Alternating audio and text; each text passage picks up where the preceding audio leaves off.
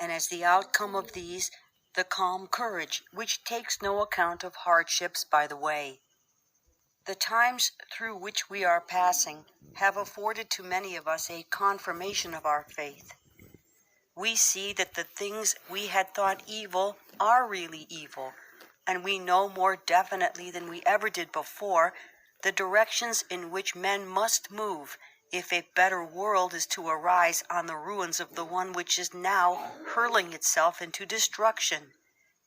We see that men's political dealings with one another are based on wholly wrong ideals, and can only be saved by quite different ideals from continuing to be a source of suffering, devastation, and sin. Political ideals must be based upon ideals for the individual life. The aim of politics should be to make the lives of individuals as good as possible. There is nothing for the politician to consider outside or above the various men, women, and children who compose the world.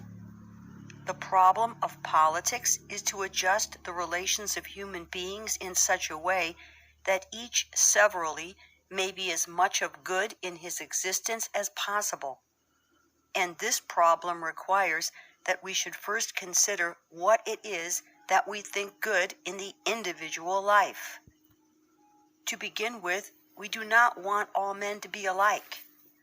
We do not want to lay down a pattern or type to which men of all sorts are to be made by some means or another to approximate. This is the ideal of the impatient administrator. A bad teacher will aim at imposing his opinion and turning out a set of pupils, all of whom will give the same definite answer on a doubtful point. Mr. Bernard Shaw is said to hold that Troilus and Cressida is the best of Shakespeare's plays. Although I disagree with this opinion, I should welcome it in a pupil as a sign of individuality. But most teachers would not tolerate such a heterodox view.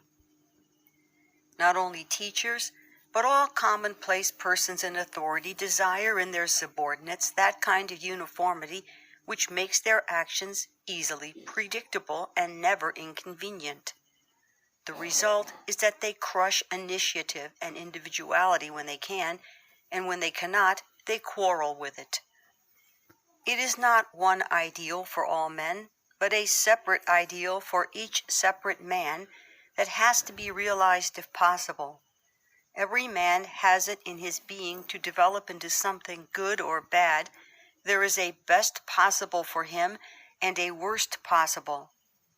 His circumstances will determine whether his capacities for good are developed or crushed, and whether his bad impulses are strengthened or gradually diverted into better channels.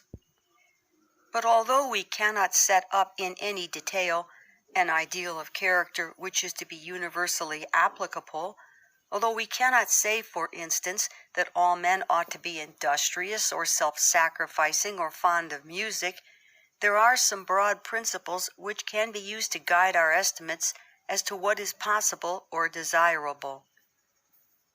We may distinguish two sorts of goods and two corresponding sorts of impulses. There are goods in regard to which individual possession is possible, and there are goods in which all can share alike. The food and clothing of one man is not the food and clothing of another. If the supply is insufficient, what one man has is obtained at the expense of some other man. This applies to material goods generally, and therefore to the greater part of the present economic life of the world. On the other hand, mental and spiritual goods do not belong to one man to the exclusion of another. If one man knows a science, that does not prevent others from knowing it. On the contrary, it helps them to acquire the knowledge. If one man is a great artist or poet, that does not prevent others from painting pictures or writing poems, but helps to create the atmosphere in which such things are possible. If one man is full of goodwill toward others, that does not mean that there is less goodwill to be shared among the rest. The more goodwill one man has, the more he is likely to create among others. In such matters there is no possession, because there is not a definite amount to be shared. Any increase anywhere tends to produce an increase everywhere. There are two kinds of impulses, corresponding to the two kinds of goods. There are possessive impulses, which aim at acquiring or retaining private goods that cannot be shared. These center in the impulse of property. And there are creative or constructive impulses, which aim at bringing into the world or making available for use the kind of goods in which there is no privacy and no possession. The best life is the one in which the creative impulses play the largest part, and the possessive impulses the smallest. This is no new discovery. The Gospel says, "Take no thought, saying, what shall we eat, or what shall we drink, or wherewithal shall we be clothed?" The thought we give to these things is taken away from matters of more importance.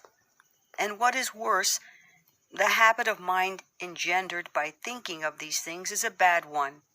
It leads to competition, envy, domination, cruelty, and almost all the moral evils that infest the world. In particular, it leads to the predatory use of force. Material possessions can be taken by force and enjoyed by the robber. Spiritual possessions cannot be taken in this way. You may kill an artist or a thinker, but you cannot acquire his art or his thought. You may put a man to death because he loves his fellow men, but you will not by so doing acquire the love which made his happiness. Force is impotent in such matters. It is only as regards material goods that it is effective. For this reason, the men who believe in force are the men whose thoughts and desires are preoccupied with material goods. The possessive impulses, when they are strong, infect activities which ought to be purely creative. A man who has made some valuable discovery may be filled with jealousy of a rival discoverer.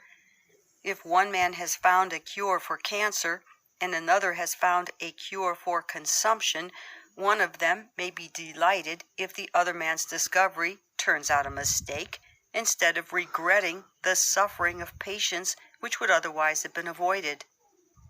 In such cases, instead of desiring knowledge for its own sake or for the sake of its usefulness, a man is desiring it as a means to reputation. Every creative impulse is shadowed by a possessive impulse. Even the aspirant to saintliness may be jealous of the more successful saint. Most affection is accompanied by some tinge of jealousy, which is a possessive impulse intruding into the creative region. Worst of all, in this direction is the sheer envy of those who have missed everything worth having in life, and who are instinctively bent on preventing others from enjoying what they have toward the young.